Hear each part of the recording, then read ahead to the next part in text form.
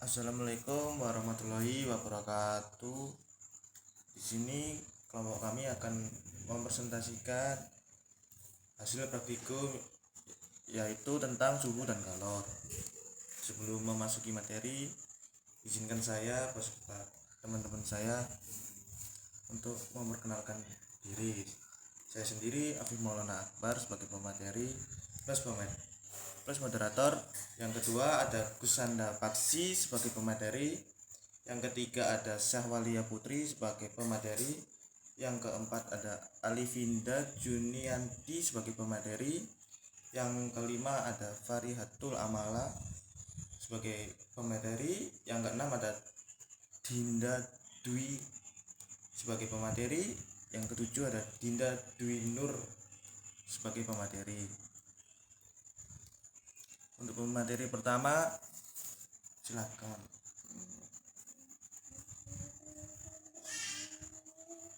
Latar belakang. Saat ini kehidupan manusia akan banyak barang elektronik berkembang secara pesat. Berbagai peralatan elektronik sebagian digunakan untuk keperluan secara benar sesuai dengan fungsinya. Barang-barang elektronik yang cepat berkembang, salah satu di antaranya adalah peralatan pengukuran. Pengukuran suhu merupakan hal penting yang tanpa kita sadari sering dilakukan, karena dari pengukuran suhu bisa didapatkan suatu keadaan yang bisa didapatkan suatu keadaan. Next.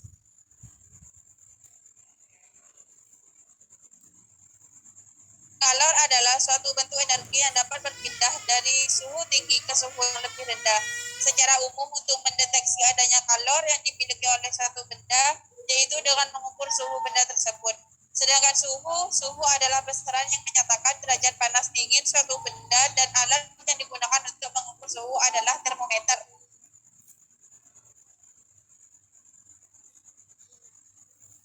Rumusan masalah. Yang pertama, bagaimana hubungan antara jumlah kalor dengan kenaikan suhu. Yang kedua, bagaimana hubungan antara massa zat dengan jumlah kalor. Yang ketiga, bagaimana cara merumuskan persamaan kalor. Next.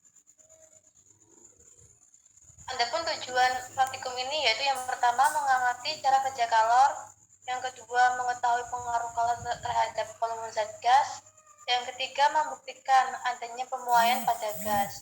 Next.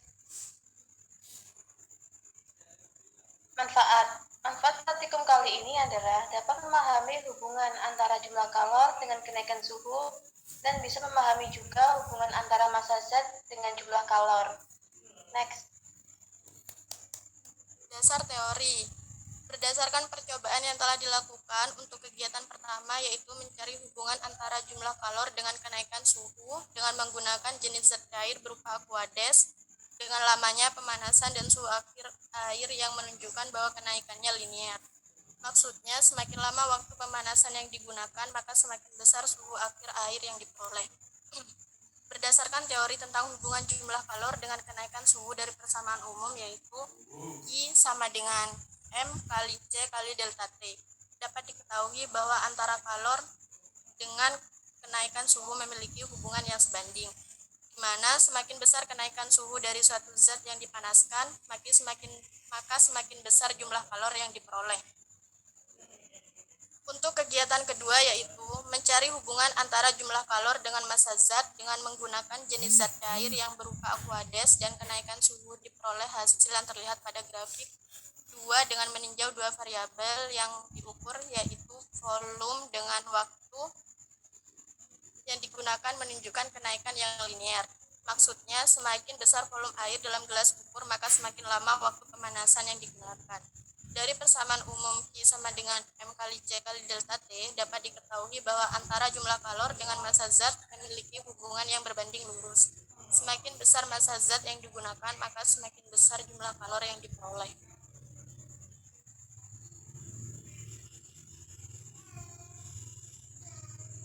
Alat-alat praktikum diantaranya beaker glass, Bunsen, kaki 3, termometer, statif, stopwatch, minyak goreng, aqueous, bahan aqueous dan minyak goreng.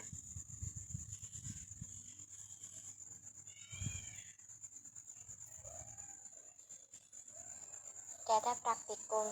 Jadi dari yang kita lakukan kemarin itu didapatkan data-data ini. Ada T0 yaitu awalnya, terus T1, terus ada waktunya, terus ada volumenya. Aquades ini dibagi jadi 3, jadi ada yang 50 mili, ada yang 100 mili, dan ada yang 150 mili. Next.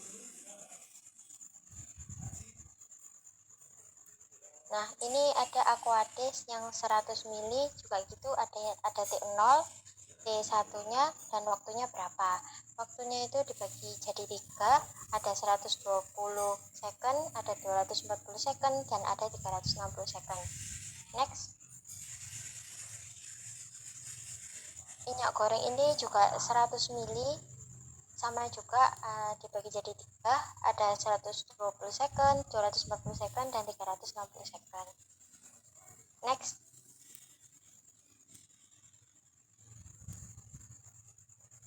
Nah, dari data-data kemarin itu kita bisa menghitung tuh kalornya. Jadi pakai rumus M kali C kali delta T.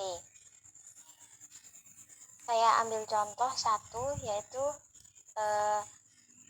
M-nya atau masanya yaitu 0,01 dikali 4200, yaitu kalori jenisnya itu 4200. Terus delta T itu hasil dari T1 dikurangi T0, jadi 35 dikurangi 28, hasilnya yaitu 290 joule.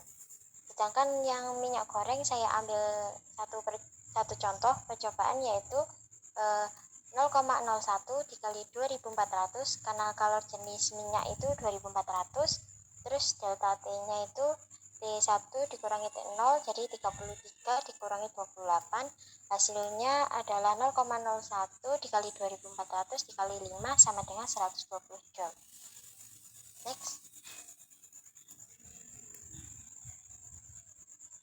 Analisa. Jadi dari percobaan yang telah dilakukan dapat disimpulkan bahwa yang dilakukan terhadap pemanasan air, Aquades, dan minyak goreng selama 3 kali percobaan didapatkan kalor dengan kenaikan suhu, massa zat itu berbanding lurus. Next. Kesimpulan. Yang pertama, pada kegiatan pertama dengan meninjau dua variabel yaitu waktu dan suhu akhir zat, maka terlihat pada grafik bahwa kenaikannya linear. Maksudnya semakin besar waktu yang digunakan, maka semakin besar pula suhu akhir yang diperoleh. Yang kedua, rumus persamaan kalor secara matematis adalah I sama dengan M kali C terus delta T. Next.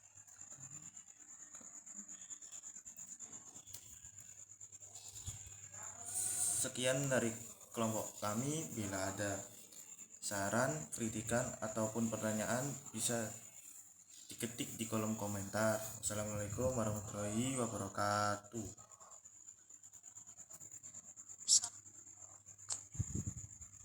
Waalaikumsalam warahmatullahi wabarakatuh.